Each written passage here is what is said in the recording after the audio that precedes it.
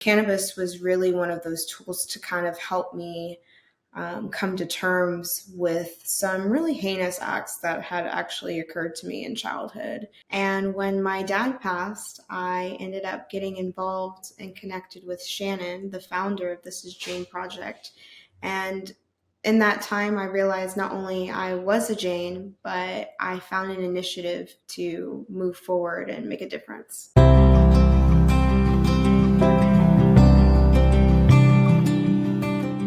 My name is Parker Jessie Chase, and I've been volunteering with This Is Jane Project for the past year. So a little bit about me is I'm a domestic violence survivor, and on my journey, I found that my way to healing from these wounds was to find a form of expression within the art community. Cannabis was known in my community as something hush-hush, as we were implemented in the DARE program and such movements alike, where I'm originally from. And during this time, however, my family had a drug abuse problem. And so in my eyes, I only saw the negative effects of cannabis use. I mean, one of my biggest fears always is I don't want to end up like my parents. I learned basically what not to do from them.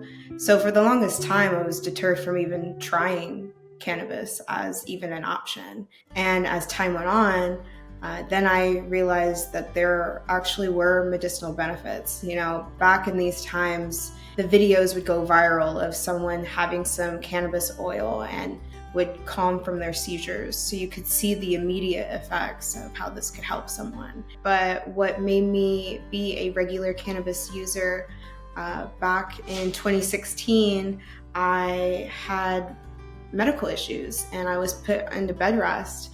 And we had discussions with my doctor and myself about not being put on the pain medicines because of my family's addictive history. And so I was trying to find an alternative that worked, and therefore I leaned more into cannabis.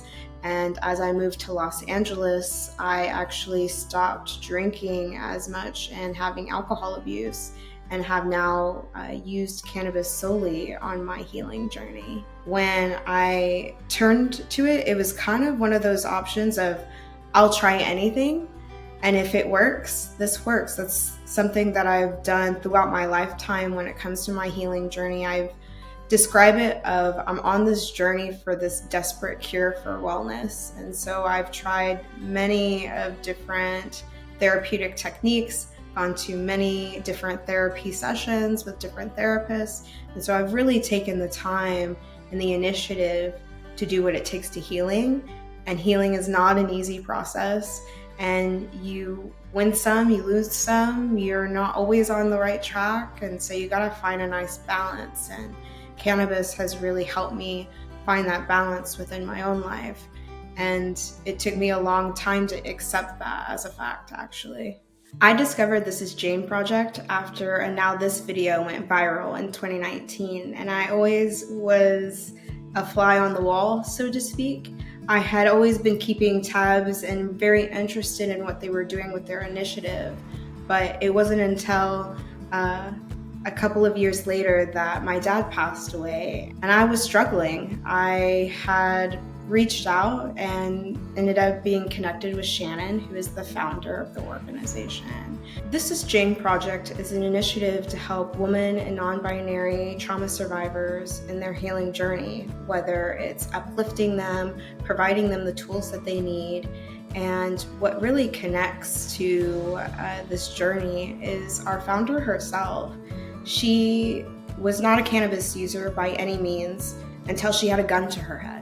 And that really shifted things and changed things for her. Same goes for me. I have a similar story of, I didn't have a gun to my head, but I had 17 years of streamlined trauma. And with who I am as a person, I'm naturally been given opportunities of trauma just in my day-to-day life. I had started building this relationship and getting to know the Janes of the group. And Shannon ended up calling me one day and was like, hey, we're going to Phoenix in like 2 days. Do you just want to come with us and see what Evening with Survivors is about? And I ended up going, and I found it as a healing retreat experience. I was in a really dark place, one that I wasn't necessarily sure that I was going to get out of.